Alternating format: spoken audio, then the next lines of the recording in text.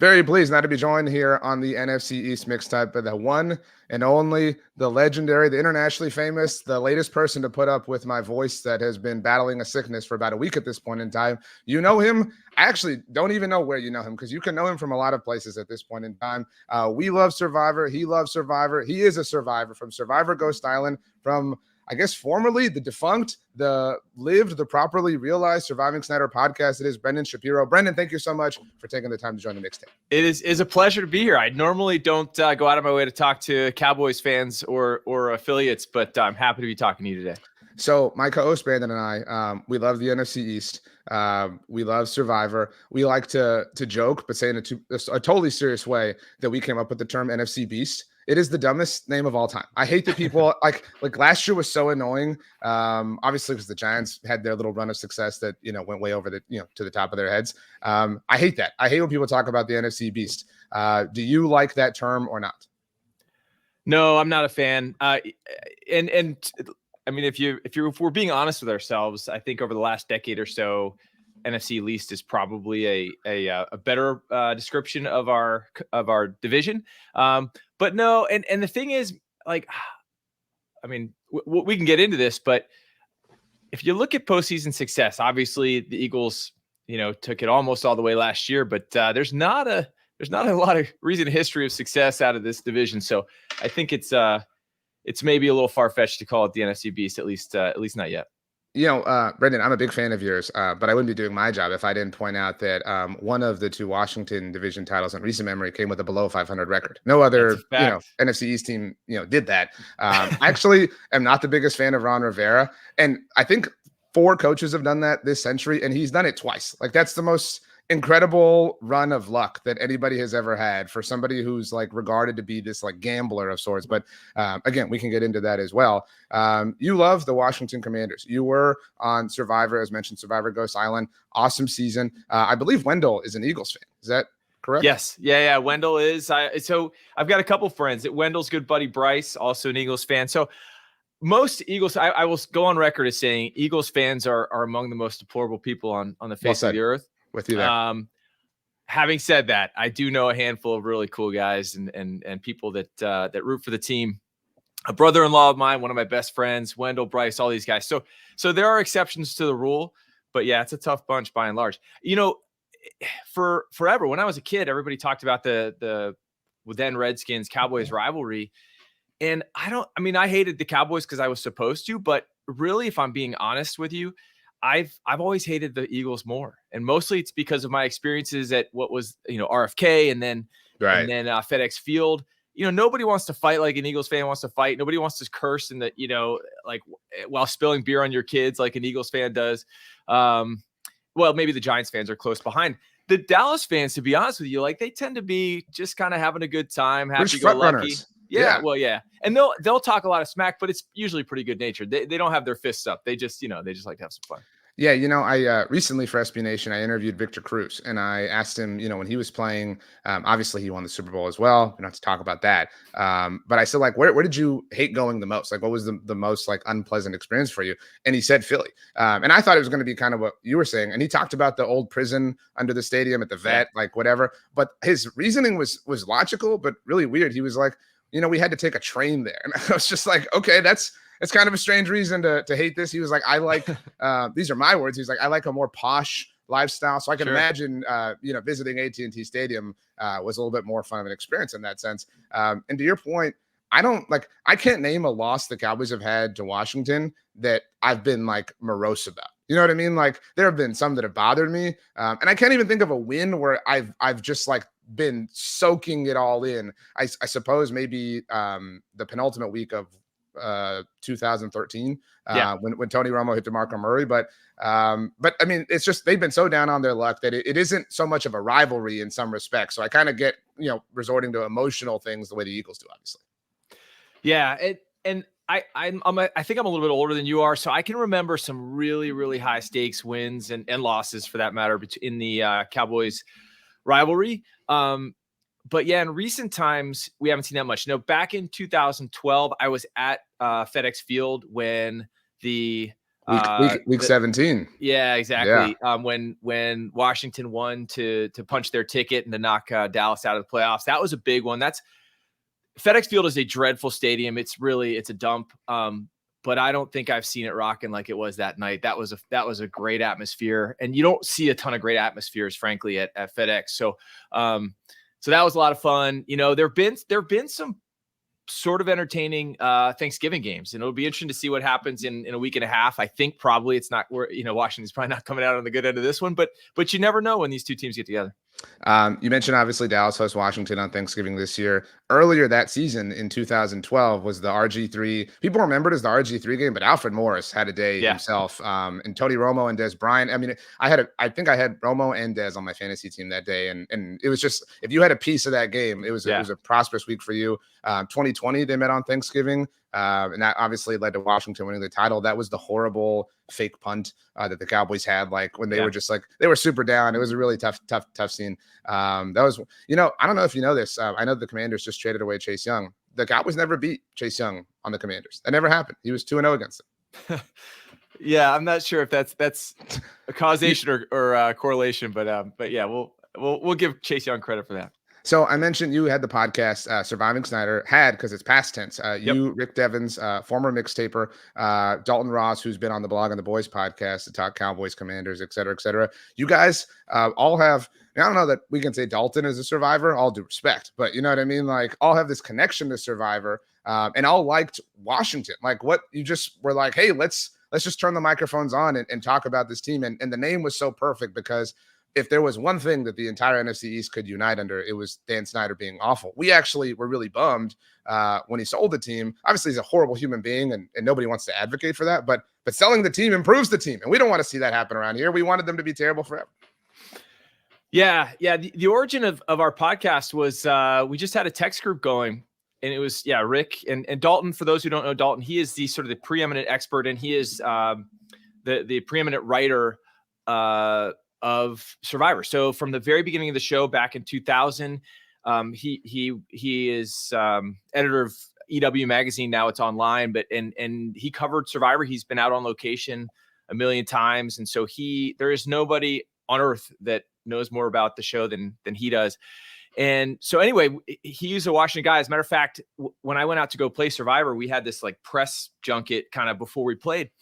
And I knew Dalton was a then Redskins guy, Washington football fan, because I read his stuff, and he'd mention it like in his recaps and stuff, which I thought was so cool. So for me, I was starstruck when I got to meet him like before the game, and I walked up, shook his hand, and the first words he uttered to me were "Hail the Redskins." I was like, "Oh, this is my guy," right? So, and then my Survivor experience all went downhill from there. But no, it was so. We were connected through Survivor, and then I didn't play with Rick. He was on a different season, but Dalton connected us, and we had a podcast, we had a text chain that we called Misery Loves Company. And then one day Dalton was like, "Hey, why don't we turn this into a podcast?" And both of those guys have a ton of experience talking into mics, and so I was like, "Man, I'll be the guy that you can drag along. That's fine with me." So it was fun, man. We did it for I've sort of lost track. It was like 130 episodes, something like that. And we took it all the way to when Snyder sold the team, and we felt like the job was done. And yeah, we survived. So, and yeah, I mean, talking about where we are now, look, I can't tell you that Josh Harris is the greatest owner in the NFL. I think what I can tell you is this: he's better than the worst owner in the NFL. You can't get worse than Dan Snyder. It was just hard, man. Like, irrespective of the results on the field, it was just so hard to root for this team. That was just an embarrassment. It was an embarrassment in our city, but like nationally, it was just a train wreck in every way possible. So, I mean, we couldn't have been more excited. The two most excited times I've had in my entire adult life as a sports fan. One, when Joe Gibbs came out of retirement to coach the team. I grew up in Joe Gibbs, the first era, right? Sure. Like, I grew up watching Super Bowls, and so when he came back out, I mean, he's just a huge hero for me. And then the other was when the day we knew that it was official, that Snyder really was going to sell. Those are the two happiest days of my adult life as a sports fan. Yeah, the Joe Gibbs thing, like people look back, like I just did and laugh, but like if you were a fan of the team, that had to have been like the coolest possible thing in the world. Oh, Like it was. I don't remember at what point, but when the Cowboys had a coaching vacancy, I remember talking to my dad. He was like, they should call Jimmy Johnson up. And like it would actually be that. Like it would actually be like that Yeah, living itself out that and was being incredible. realized. And the reality is, like, look, I know that Gibbs had lost a little bit off his fastball at that point, but this is a dude that took the team in 4 years, took the team to the playoffs twice, right? No other coach can Right. say that. No other coach had that level of success. And I know it's middling success, but I mean, under Snyder, that is like, I mean, that's nobody's matched that level of success that he had. And I think he was fighting an uphill battle, as every coach has been under Snyder. So I enjoyed it. I know he didn't bring the team back to glory. That they didn't get back to the Super Bowl under Gibbs, but that was a shining light in a pretty dark quarter century that we've had under Dan Snyder. You mentioned Josh Harris, and my co-host Brandon is a Philly guy through and through. Yeah. And he is really bothered as a Sixers fan that Josh Harris now has a kind of a stake in a Philadelphia rival, so to speak. I think that's really dumb. Does it bother? I mean, I don't know if you hate the Sixers or whatever. If that like does that bother you at all that he's got his hand in I guess rivalry sort of cookie jars? No, not really. I mean, yeah, the cross sport thing doesn't really get to me. I don't know. Maybe I'm not too consistent with that. Like, I like Washington guys to stay. So I think it would bother me more maybe if it had gone the other way, right? Like if he had been a Washington sports owner, and then went and bought a Philly team, I guess I could kind of imagine how that might bother me a little bit. But no, as a Washington fan, it doesn't bother me even a little bit. And I think in part because, again, it's like he's our savior, right? Like anybody but the guy we had is an improvement. So I'm not about to sit back and be critical of Josh Harris. And you can hear Philly people talk about the fact that they have a lot of confidence in Harris, and some people think he hasn't done the greatest job, either as a hockey owner or a basketball owner.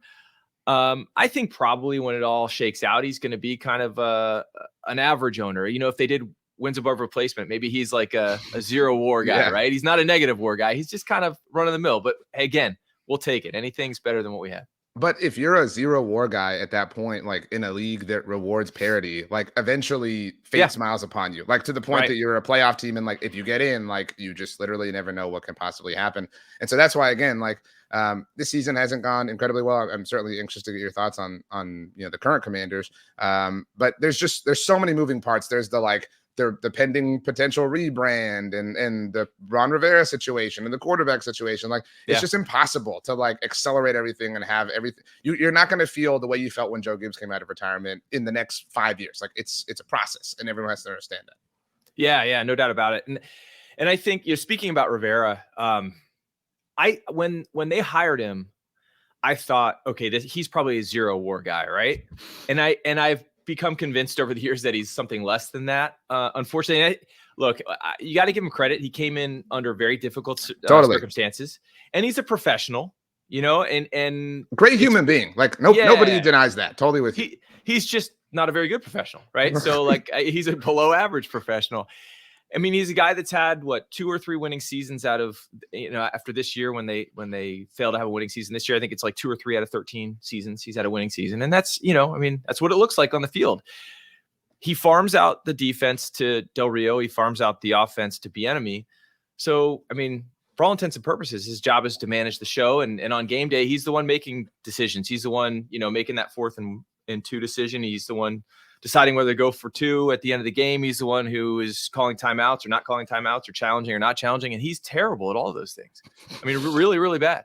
And so again, great guy, good human being. I think the players like playing for him, and there's something to be said for that, but he's not good at coaching football. And so I'm really excited to see what comes next. And I'm never I feel bad. Like I don't root for people to get fired. And I'm definitely, generally speaking, not a midseason replacement proponent, right? Like there's usually very little that can be gained from that.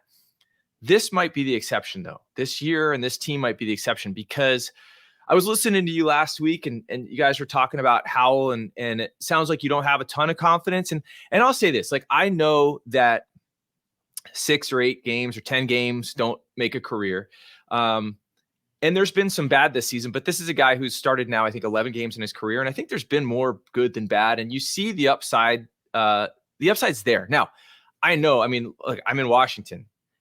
I know that you can have a fool's gold season, right? Like, you can have a one-hit wonder. Robert Griffin played right here in Washington. And so, and obviously he wasn't what we all hoped he would be after his first season. And so I don't think we've seen enough to say that Sam Howell's the guy for sure.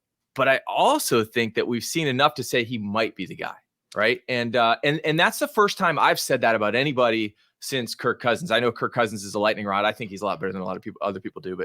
But he's, in my opinion, he's got the potential to be the best quarterback since Kirk Cousins, beyond a shadow of a doubt. And so that's a big deal. And if he's that guy, what concerns me, and I was talking with Dalton about this the other day, like, what concerns me is, I don't really want this guy who's learning to play the position and seeming to sort of gain steam as he goes. I mean, his last 3 games have been really good. He just seems like he's on a good trajectory. I'd hate to see him have to start over with a new OC, right? So what I'd like to see, and you have to think that if Josh Harris decides to replace Ron Rivera, whoever comes in is going to want to blow the whole staff out and bring in their own people. So I think the responsible play here, if you're Josh Harris, is to let Rivera go immediately, install Bieniemy as the head, and just see what that looks like. And maybe it's a disaster, but they're not going anywhere anyway, right? So, like, we might as well figure it out and see what you've got in Bieniemy, because I think probably the only way that the Howell Bieniemy experience or experiment continues is if Bieniemy is the head coach, because I just don't see a scenario where they're going to bring in a new head coach and keep the OC. I think I agree with most of what you said. I want to say I'm a big Kirk Cousins fan, and I've gone to bat for Kirk a lot. And so, I've got the scars to prove it. And so it's just super huge bummer, obviously, what happened to him. Yeah. Going to be really fascinating to see what happens to him in free agency, obviously. I totally agree with you. One of the worst parts about my job is, like, highlighting when people suck or are bad at what they do, and, like, calling for them to be fired or benched or whatever the case may be. And I'm kind of with you in that, like, the Commanders aren't making the playoffs, right? Like, I know that they could, sneak in as the 7th or if seed. they do, who cares? Yeah, right, exactly. If you're the 7th seed at this point, you're going to Detroit. Like, is that like a fun, right. weekend? Is that totally worth it?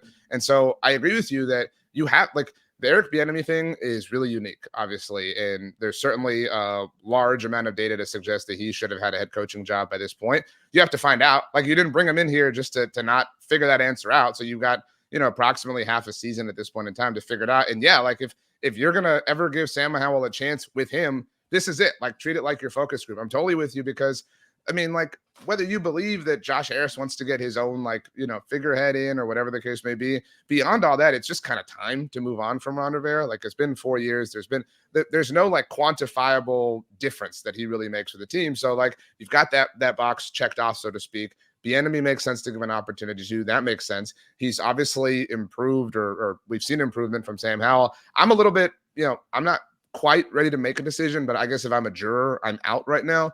I'm with you. Like, I think the worst possible thing is the fool's gold is if you pass up on an opportunity to improve somewhere because you talk yourself into this, that, or the other. But the reality too is, at this point, even the Commanders probably have too many wins to be in Caleb Williams or Drake May striking distance. Yeah, no doubt about it. Do you want to bring Kirk back in free agency? You don't want to do the, like, I don't know, somebody's going to talk themselves into, like, Andy Dalton or Jacoby Brissett. I mean, ironically enough, you don't want to do that. So, like, at this point, while the franchise is still kind of being reborn, it makes sense to lean into Sam Howell. He's on a super cheap rookie contract. Like, all of that makes sense. So I'm kind of with you. Like, maybe you're one, maybe Brandon, maybe the Cowboys blow out the Commanders on Thanksgiving, and the week and a half gives Washington enough time to move Ron Rivera out and let Eric Bieniemy come in for the rest of December. Well, I'll tell you one thing that I think that probably Rivera is sticking around through the end of the season, because I think Harris doesn't want to act rash or be perceived as somebody who's acting in a way that's rash. But I think one thing that would do it is if they lose to the Giants this weekend, because the Giants are so bad, and because it would mean a few things. It would mean that they've lost to the Giants for the second time this season. Right. I mean, the Giants are really dreadful, really, really bad. And Washington lost lost badly to the Giants, right? They looked hapless. And so if they do that again at home this week to a Giants team that, Tommy DeVito. This isn't even the Giants. If you lose No. to the Tommy DeVito Giants, like it's a whole different level of shame. They're so awful. I think particularly because Daniel Jones and Darren Waller are out, I don't think there's a worse group of skill players in the NFL, except maybe in New England, right? Than with the Giants right now. I mean, they're awful, like really, really awful. So if Washington goes or loses to the Giants at home this week, maybe that would do it. But I think short of that, Rivera's with us for the end of the season. I think if I had to guess.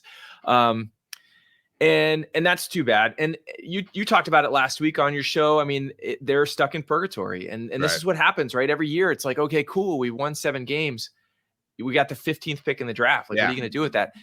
And so, I find myself in this weird, like, okay, intellectually, I look at it and say, all right, here's what I want to happen. The best case scenario is that Washington loses narrowly and Sam Howell balls out, right?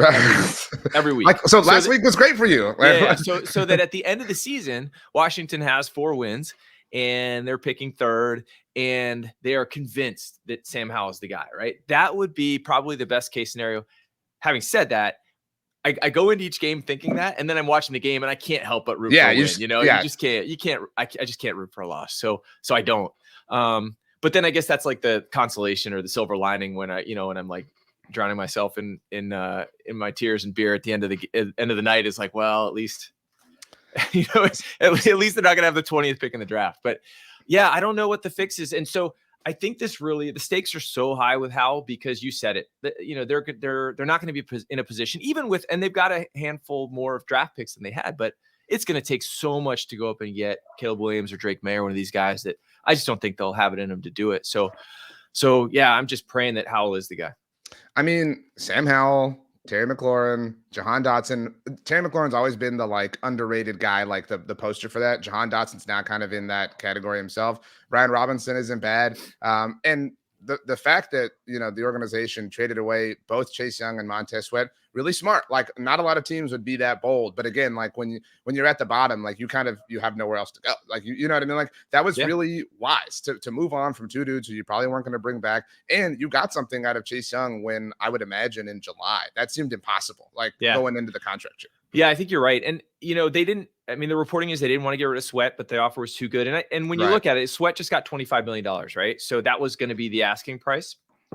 And I think the team really valued Sweat, but having already paid Deron Payne and John Allen $20 million plus per year, I just think they looked at it and they said, we can't pay this. This guy's worth a lot to us, but he's not worth $25 million a year, right? That's like Myles Garrett money, right? So he's not Myles Garrett. He's a good player, like a really solid player. He's not a game wrecker. And so I think they just felt like they had to, it was the right thing for them to do. And the reality is, I think of it this way. If you could have Montez Sweat for $25 million, or you could have somebody who's maybe half the player Sweat is for 1/10 the money, for $2.5 million, I think you got to go that way, right? I mean, I just think you do. So yeah, they were looking at the future, and it's something that the team really hasn't done in the past decade or so. They were short-sighted and vindictive, and so they let Kirk Cousins go for nothing. Right. They let Trent Williams go for essentially nothing. And so it's about time that they start being forward-looking, and so I applaud the moves. I think that's like every fan, like whenever a team cuts a player, they're like, you couldn't even get like a 7th-round draft pick for him. We're actually talking on the day that the Dolphins got rid of Kelvin Joseph, who the Cowboys traded for Noah Igbenogany. It's like, well, you got Noah Igbenogany for a dude that the Dolphins cut before Thanksgiving. You know what I mean? Like, it worked out. Yeah. And to your point about Jonathan Allen and Deron Payne, I have never entered a Cowboys Commanders game. And I say this contextually, like, been worried about Chase Young, despite the fact the Cowboys never beat a Commanders team with him, but never been like, oh man, this is going to be like a Chase Young Montez Sweat game.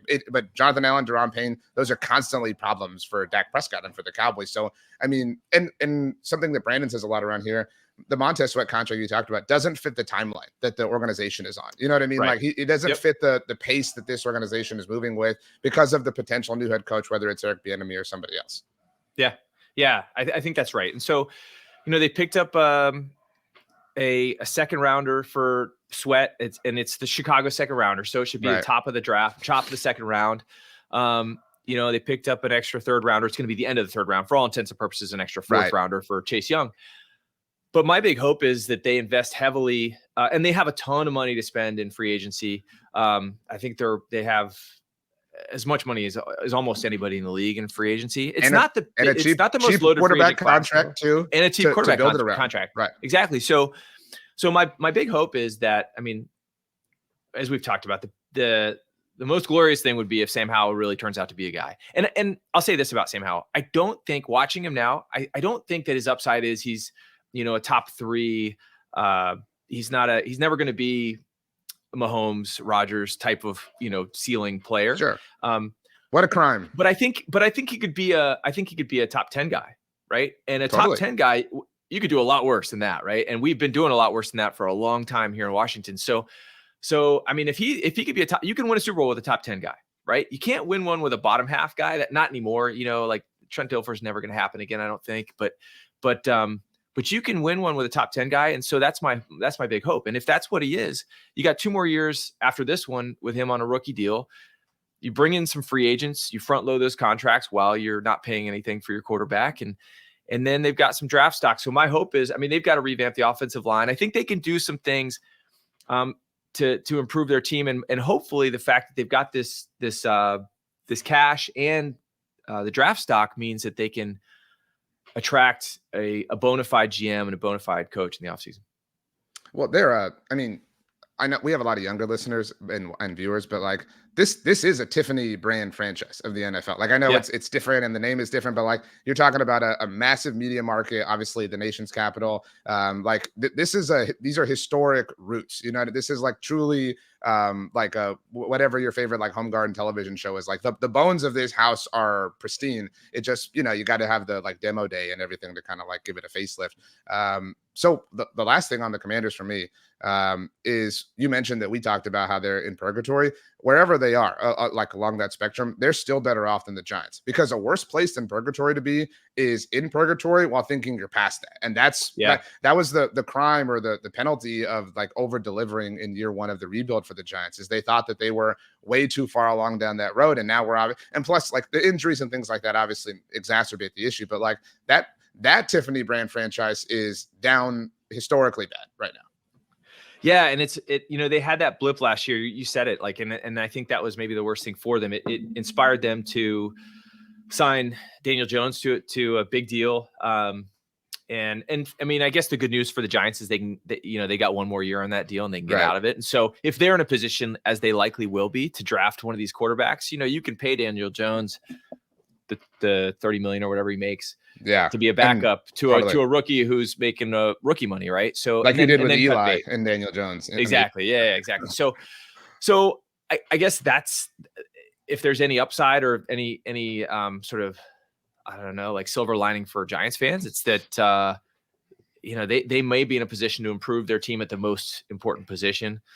When they thought they had the answer a year ago, they thought, oh, maybe we have the guy. And I think probably Giants fans, if they were being honest, last year would have said, yeah, he's never going to be Pat Mahomes, but like he could be a top 10 guy. He's there. They were saying about him what I'm now saying about Sam Howell, which is kind of funny. But you're not going to give Sam Howell $40 million this offseason. That's the exactly. And exactly. I didn't blame them for that. They were stuck. Like they were stuck because they over delivered in year 1. And so like, how could you let the quarterback walk? It was a no-win situation. And to be fair though, they did play the Saquon thing right. They never blinked, obviously, when he wanted big money, and they'll be able to walk away from him obviously this offseason and probably still get a comp pick as a result of it. Yeah. Yeah. But they're in a bad way. And so I'm really interested though to see how things pan out for the Eagles and the Cowboys, because the Cowboys, I mean, it's seemingly every year they're just so loaded. I think Jerry Jones has got to be confounding for you and Cowboys fans, because on the one hand, it's like, I think, tell me if I'm wrong, but I think some Cowboys fans look at Jones and like, all right, I wish he weren't so meddlesome. He's got his hands in this thing too much. On the other hand, man, they can acquire talent. They can draft. Like they draft dudes all the time. Like and that's, I know Jones has got a big hand in that, right? So I don't know. I guess you've got to feel conflicted, but it seems like every year you look at the Cowboys and you're like, they have so many, they're just loaded. Like they have so many guys, and every year, it's just seems to fall apart. And so I don't know. What do you think as a Cowboys fan and somebody who is thinking about the team constantly. I mean, is this year how is this year any different from any of the last 10 years? Like, it just seems like it's a record on repeat at this point. Well, you segued us into the Cowboys-Eagles conversation. That's what I was going to do next. And obviously this division and arguably the NFC is going to come down to one of two of them. It'll be interesting. The Cowboys play the Lions in week 17, so that'll kind of add to the mix of it all. You're right. Like, it is something I say often is like, you will never do your Christmas shopping with them mathematically eliminated. Like, that will never happen. Like, they will never be that out. To your credit, the Cowboys draft extraordinarily well. Will McClay, every year they like add something to his job title to just give him a promotion to keep him around. He kind of heads all that, and so that's why they've certainly earned the benefit of the doubt when it comes to something like this past year when people were a little bit down on the Mozzie Smith pick. But you're right, like like Deron Bland is balling out of his mind right now, 5th round pick last year. Yeah. And where things are different, and it's difficult. And I don't mean to be like the woe is me Cowboys person, but like, because they are who they are and they have the, reputation and the attention that they do, if they don't win the Super Bowl, they're not just like a bad team. They're like galactic failures. You know what I mean? And so heavy truly is the head that wears their particular crown. And so I mentioned I have fought a lot for Kirk Cousins. I fight a lot on behalf of Mike McCarthy. Last year, I don't know if you're aware of this, the Cowboys went to the playoffs for 2 straight years for the first time since 2006 and 2007. Like, that had never, like, and I recognize like how silly that is to be like, what an amazing accomplishment. But like, that was not happening for a very long time with the Cowboys. They won double-digit games last year in consecutive seasons for the first time since 1995 and 1996. Do you know, Brendan, that last year was their first road playoff win since the 1992 NFC Championship game when they first knocked off the Niners? Like, it had been, and some of that is like circumstance, right? Like, they had home field advantage a lot, whatever. But they still lost in the divisional round, right? Like, so like, you can do all these amazing things and you can, blow the cobwebs off of all these like particular record books and stat sheets. But like, if you can't get to the NFC Championship game, it's still kind of the same conversation. And so they have become a team under Mike McCarthy that kicks the crap out of bad teams, that responds well after losses. They are 11-1 after losses since 2021. Obviously, 2020 was the year Dak was hurt. They have become a team that defends home field. I mean, like, have you ever been like, oh man, I'm scared of going to AT&T Stadium? No, like, to Victor Cruz's point, it was like a posh palace, but they've won 12 games in a row there. So like, they're becoming what Mike McCarthy's Packers were. And I know that they really underdelivered for a lot of people, but if you are in the tournament every year, again, I kind of go back to what I told you earlier. I think that eventually the odds are that you'll get lucky or that the ball will break your way or whatever the case may be. So I don't know. I mean, like, if they probably won't win the Super Bowl, right? Like, if you had to take one team or the field, it's easier to take the field. But they're as consistently good as they have been since the 90s, which again isn't saying much, but is a really big deal for this particular team. I don't know if that makes sense to you, though. Yeah, it does. I'm curious to get your opinion on, we talked about wins above replacement for Ron Rivera. And what do you think about McCarthy? You said you're a big McCarthy defender. Is he, I mean, clearly you think he's not a liability for the team. Do you think he's an asset, or is he just kind of like gonna, deliver on what he should, or is he giving you positive wins above replacement? I think he definitely is. I mean, I think his greatest crime in his NFL career is that he lost a PR battle to Aaron Rodgers, and that forever, handicapped him in any kind of evaluation or assessment that anybody makes of him. I mean, like, people fell all over themselves at the idea of Sean Payton when they're like the same coach. You know what I mean? Right. And Mike McCarthy never, Sean Payton went 7-9 3 years in a row with Drew Brees as his quarterback. Like, that never happened to Mike McCarthy. And people act like having Aaron Rodgers and now Dak Prescott is again like some problem that well, oh man, like McCarthy sucks. Rodgers carried him. So like that kind of takes me to like the Dak thing is like, the Cowboys have done all these things, and the general consensus is that he sucks or whatever. He's this oaf, that Dak sucks. He's not an elite quarterback. So like, both of those things can't be true. You know what I mean? Like for them to be this consistently good, like, somebody has to be amazing at what they're doing. Well, and add to the mix the fact that Dan Quinn has had such a profound effect on that defense, right? So, I mean, the Dallas defense is scary, and I know they've had a few hiccups. Like, they've had a few when they're off, right? But but by and large, that's one of the defenses that really causes problems. We talked about the fact that you never thought of Chase Young as like a game wrecker. Montez Sweat isn't really that guy. You've got like 3 of those guys, and you got so the talent acquisition's there, and Dan Quinn his track record speaks for itself, right? So I think the big difference between McCarthy and Green Bay and McCarthy and Dallas is that in Green Bay, they were consistently poor defensively as a team. And so I'm a big Rodgers defender, and I've done all the statistical analysis on, like, when people want to argue about Brady versus Rodgers, all that kind of stuff. I always talk about the number of top 5 and top 10 defenses that Brady had, and the number of top 5 and top defenses that Rodgers had, and it's stark. And so, like, all the quarterbacks in history that have won lots of Super Bowls have done it because they're really, really good, and they've got a really good defense. And so that's what Dallas seems to have now, is they've got a quarterback who, when he's going right, is really good. They've got a ton of offensive weapons, and they've got a really dangerous defense. And so I guess I think that the bar for McCarthy should be high, because I just look at it as an outsider looking in. I'm like, okay, they are so loaded from a player standpoint. They've got, I think, arguably one of the top 2 or 3 defensive coordinators in the league managing that side of the ball.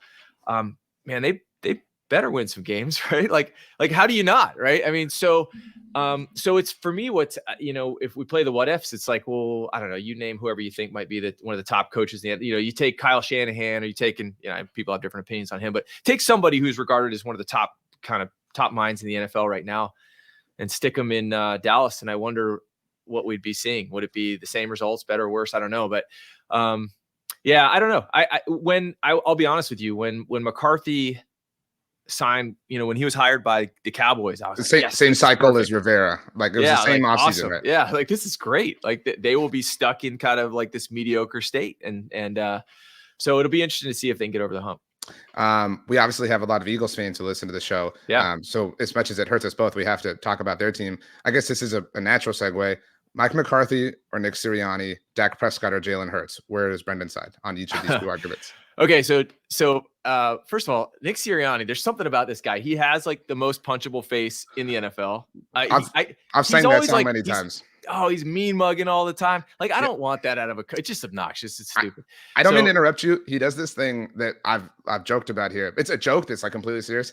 I feel like nowadays every NFL coach is trying to like establish their wardrobe item. Like Kevin O'Connell wears the t-shirt with long sleeves with a hood. Matt LaFleur wears like a vest. Like, every coach has to have like a distinguishable item of clothing on them. Nick Sirianni forever had a visor that he would clip a highlighter to. And I would always think like that cannot be convenient for you to have the like highlighter, right next to your dimple or whatever. Like, that has to be incredibly annoying. But my take was that I really believe, I still do, that he wanted Eagles fans to be like dressing up as him for Halloween, like walking around with play sheets and highlighters on their visors. Yeah, exactly. No, he knows he's on camera, right? And he plays to the camera, which is, I don't know, whatever. Good for I guess, you, Brendan. Yeah. So anyway, as to which coach I'd rather have, like, who gives the team a better chance of winning, I don't know. I mean, it's hard to argue with the results that Sirianni's got. I mean, they just played a Super Bowl, right? So I don't know. I might give the nod to Sirianni, as much as I hate to do it. He's super aggressive, and I really admire that, as much as it hurts to admit. Prescott versus Hurts, I probably lean Hurts, because it seems like Prescott. So Prescott seems like one of those guys in the NFL. It's kind of like I don't know. There've been a handful of like Eli Manning and various others who are like, you could just tell they're like good guys, just quality. Kirk Cousins, good humans, right? Good humans, like just good people, and you want success for them. Putting to the side their team affiliation, you want success from them because they seem like good dudes, and Prescott seems to be that guy, right? So it's hard Hurts to for what it's worth. Yeah, it hurts likewise. Mm-hmm. So it's hard to root against Prescott, but it does seem like, and I'm sure you could give me some statistics that would argue the contrary, but it seems like he is kind of your front running quarterback. When things are going well, he's going well. And then when the lights get brighter, sometimes, he poops the bed. So it'll be interesting to see again, as this season rolls on, like, I think this is going to be the referendum on Dak Prescott, because everybody expects the Cowboys to make a deep run, and everybody expects it to be essentially. I mean, it's a 4-team race, right? It's Cowboys, Eagles, Lions, and the Niners, and so when they all start butting heads, at the end of the season, the playoffs, be really interesting to see who which of the quarterbacks sort of ascends, and to date in the postseason and in games that really matter, Prescott hasn't done that. But tell me I'm wrong. Am I misremembering, or is that a fair assessment? No, but I mean, and I don't mean to like explain it, or explain everything away or whatever, but the 4 teams you mentioned, Dak's 2 most recent playoff losses have come against one of them. You know what I mean? Yeah. Against the Niners at like the peak of their powers. And I know our Eagles listeners get upset when I do this, but like the Eagles they're an amazing team. Like I don't mean to take anything away, but they beat the Daniel Jones, Brian Dable led Giants, who we just bagged on, and then they beat the Christian McCaffrey quarterback Niners. Oh yeah, I mean, the Eagles had maybe the easiest path to the Super Bowl of any team in the history of the world. I mean, tell me I'm wrong. Like, fans around here, Brendan, respect. Yeah. Well, I mean, tell me I'm wrong. Like somebody, please. Tell me a team that had an easier path to Super Bowl than the Eagles did last year. And that's where, like, again, I don't mean to be like Dak is this victim, whatever, but like he had to go through a bit of a different path, so to speak, than Jalen Hurts did last year. And to Hurts' credit, was magnificent in the Super Bowl. The fumble aside, Brock Purdy was magnificent. The Lions obviously weren't in the playoffs, but like you're right. That's we're at the point where like the rubber's about to meet the road on some of these teams, and it's going to be fascinating. And a lot of these teams are going to play each other. The Eagles still have to play the Niners this season, obviously. Yeah. The Cowboys have to play the Lions. Cowboys have to play the Eagles again. And that I've been saying it. I said it last week. That Cowboys-Lions game, I mean, Dallas could win that game and clinch Philly home field advantage. I mean, that could, depending on what happens between now and week 17, obviously that could be a real butterfly effect sort of thing. If we've gone extraordinarily long, Brendan, so I have just a few blitz questions for you. But if you had to pick a winner of the NFC East right now on Tuesday, November 14th, who would you pick? Eagles. How dare you? Seriously. Sorry. And by the way, Hurts, just real quick on Hurts, I was not a Hurts believer right out of the gate, and I was totally wrong. Like he's great. Like, I mean, I think he's a top 5 guy without going down the list. And yeah, I mean, he can hurt you so many ways. He's excellent. So yeah, the Eagles are in a good spot. I thought that it was fool's gold at first. I thought that they believed in him more than they should. And I was totally wrong. He's one of the top guys. And even if he hadn't been, the fact that they got out ahead on the contract, we talked about this in the offseason. It's like the sooner you get that done, the sooner you can get out of it. If it's terrible, if it blows up in your face, whatever. I mean, like they just make sound decisions as a front office, which is super annoying. So you were on Survivor Go Silent. And I tried to verify this, but I believe that was filmed in the summer of 2017. Is that correct? Yeah, that's right. Okay. So I would never be. No, sorry. So it was filmed in the summer of. No, you're right. 17. Yep. That's okay. Right. So I would never be able to play Survivor because I would fold. Like everyone, I'm sure you've met like a million people that are like, oh, I could totally win Survivor, but like they all couldn't. It's a very difficult thing to do. But like, when you think in your mind, like, what would it be like to play? Obviously you did that and then you went and did it. One of the things that gives me great anxiety is like, well, how would I like disconnect myself from like NFL news? You know what I mean? Right. for however long it is. So like, yeah. And as I understand, Survivor films like, year round. So it's not like you had to miss like, 2 months of the season or something like that. But what was the biggest piece of Washington news you missed? That's what I'm curious about while you were filming Survivor. Yeah. So at that time, it's okay. Funny thing about Survivor is you have to make up a story when you go on Survivor. Like you can't just tell people I'm going to play Survivor, right? That jeopardizes your spot in the game. So you have to make up a story. And so I had for a long time, I had just switched careers and become a teacher.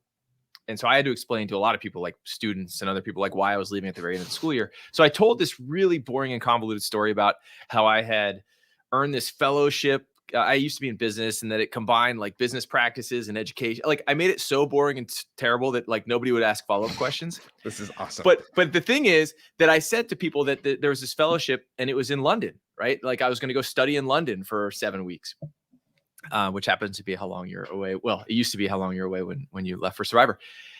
And during that time, there were terrorist attacks in London. And so people like bombs going off in London.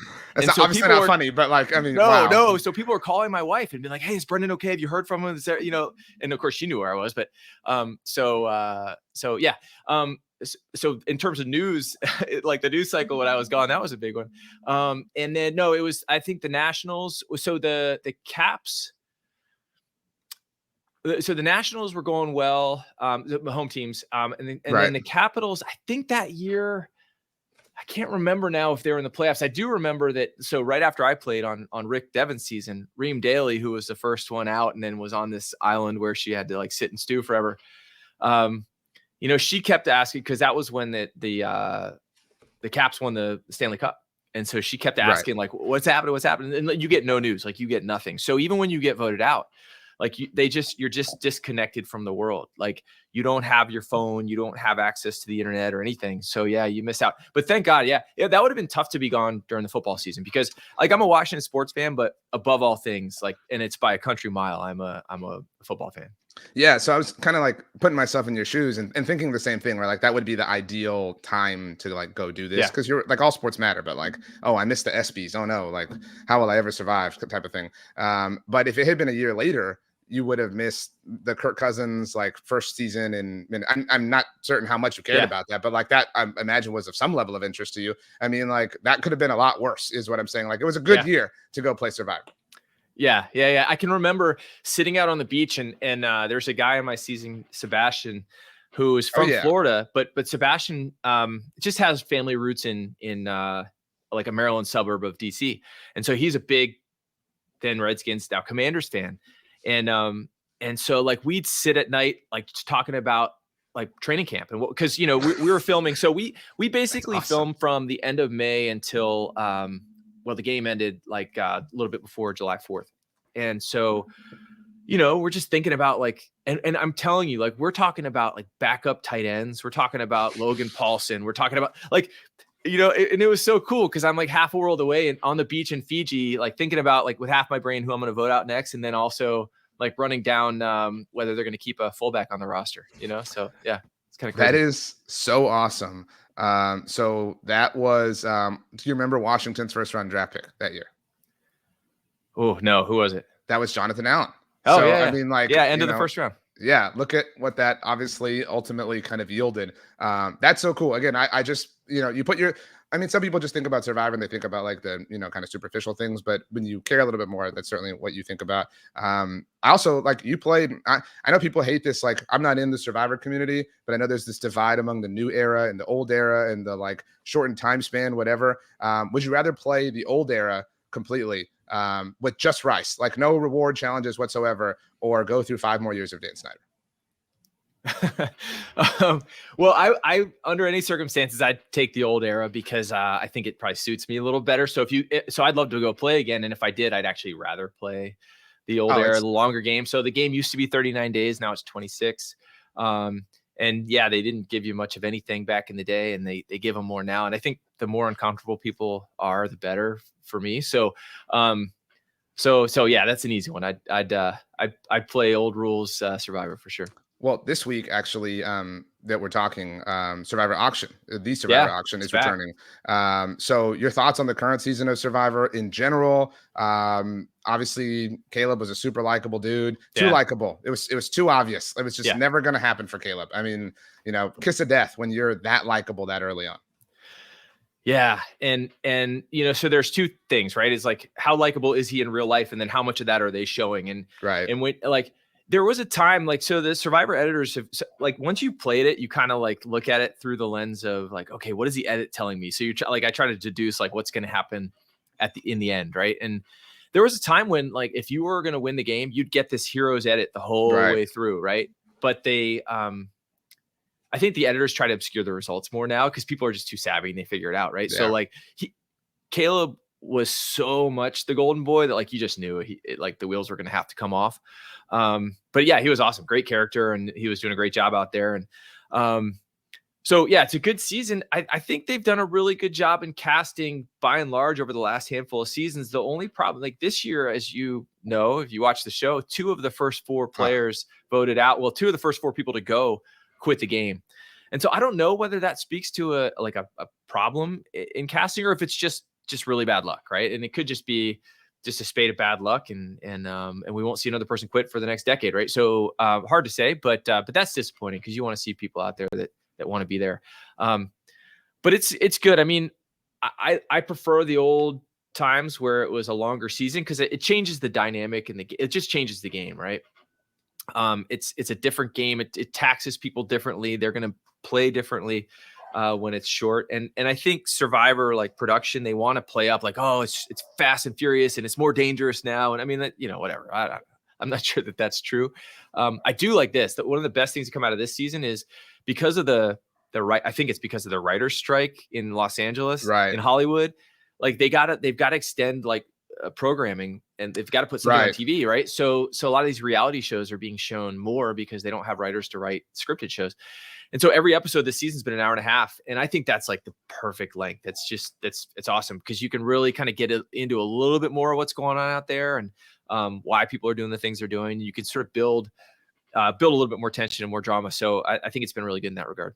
Yeah, it's amazing. Even with 90-minute episodes, like there's like just reading like the Survivor subreddit, it still feels like there are things that I wish I would have seen, like conversations I wish I would have seen. Like it's just, if you're into Survivor, you kind of know that like there really truly never is enough. And I believe I saw that next season, the first 2 episodes are both 2-hour episodes before 90-minute episodes. Yeah, 2-hour episodes where I think they're only voting one person out in each episode. So like my season, we had a 90-minute first episode where we voted out 2 people, and there were all these shenanigans around like sending somebody to Ghost Island, which was a new thing. So like you're packing so much in.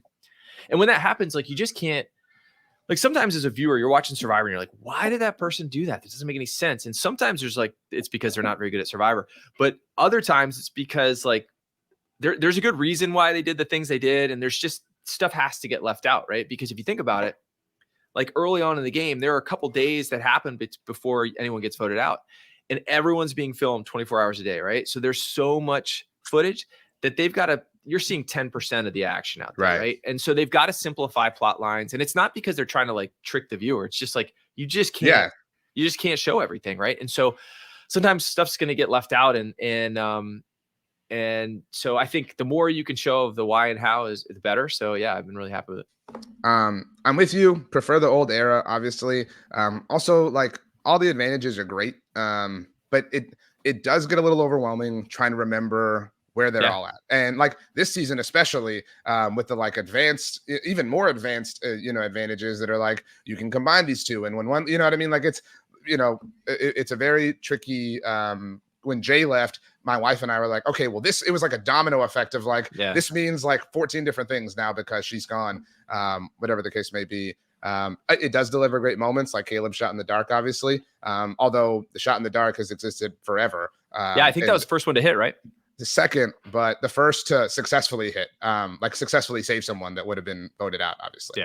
And even like, again, I'm a big fan of Devon's. The fire making challenge missed me with that. Like if you win immunity at Final Four, like you deserve to be the most powerful person in the game. Like that's the way Survivor was kind of meant to be played in my mind. Yeah, I can't disagree with that. The reason they did it is they wanted a situation where they wanted to strengthen the final 3 ultimately, right? Is because what happens otherwise is, whoever has the power to vote somebody, to decide who the final 3 are is going to just pick 2 duds. And they wanted to get away from these, like, these blowouts at Final Tribal Council. And so they thought, okay, like if Devon's, who no doubt would be voted out, if he can earn his way back in and he's a strong player, well, that's good for the game. So I get why they do it. Like I understand it, but it doesn't always play out, I guess, the way that they intend.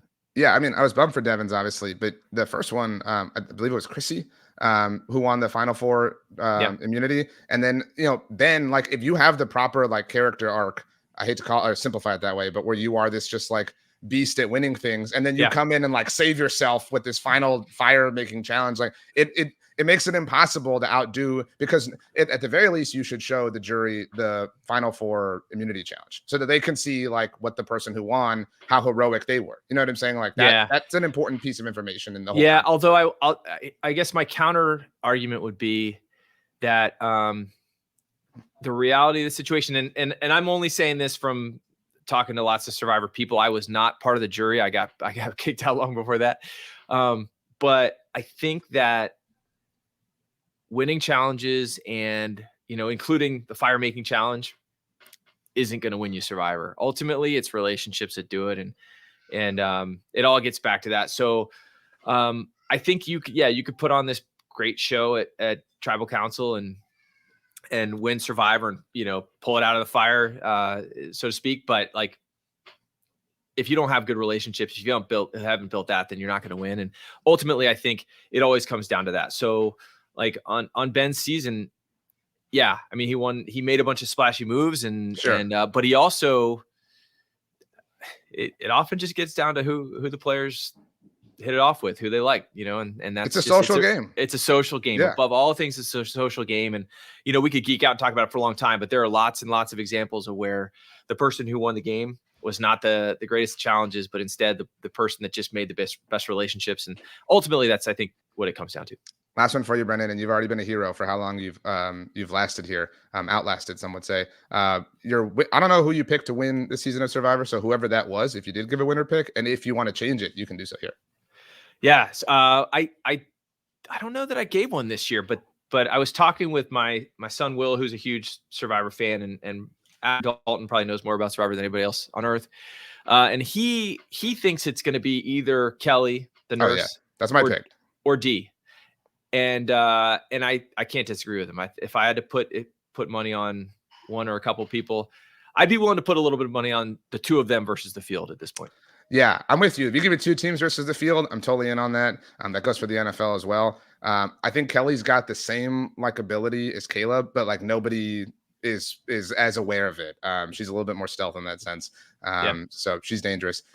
Brendan Shapiro, you have been incredible. This has been so much fun to talk about the Commanders, to talk about Survivor. Anything else you want to say? Actually, I have one last request. This is the NFC East mixtape. I didn't prep you for this because I wanted to surprise you. Every week we add a song to an ongoing playlist that we have. And even guests get to add a song. So give us a song to add to the NFC East mixtape playlist, please. Oh, gosh. It doesn't have to be, a lot of people ask, like, it doesn't have to be reflective of like where the Commanders are at in the season. It doesn't have to like personify your feelings for them. It can just be a song you like. It can be anything you want. Except I would prefer if it's accessible on Apple Music, so I can add it to the playlist. That's the only, make sure it's accessible on the most popular music platform in the world, please. Gotcha. And is this, does it have to be, does it have to like school appropriate? Like, does this have to be? Nah, we got explicit songs. You're good. All right. Yeah. In that case, we're going to go with, I just heard this the other day. Here it is. I'm looking it up as we speak. Sorry, because it came. You're fine. I'll buy you some time. Here it is. I surprised you. It's okay, featuring Young Thug. It's actually Busta Rhymes back from the dead. But it's featuring Young Thug. Okay, is that's a good one. That's a great song. Thank you for your contributions. Thank you for the conversation, Brendan. You're the best. I wish you health, wealth, and happiness, but like pure and utter sports misery for obvious reasons. Feelings mutual. It's been a blast. Anytime.